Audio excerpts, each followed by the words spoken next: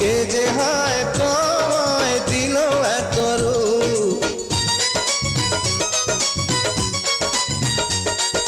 দেখে হয়ে গেলাম আমি যে চুপ।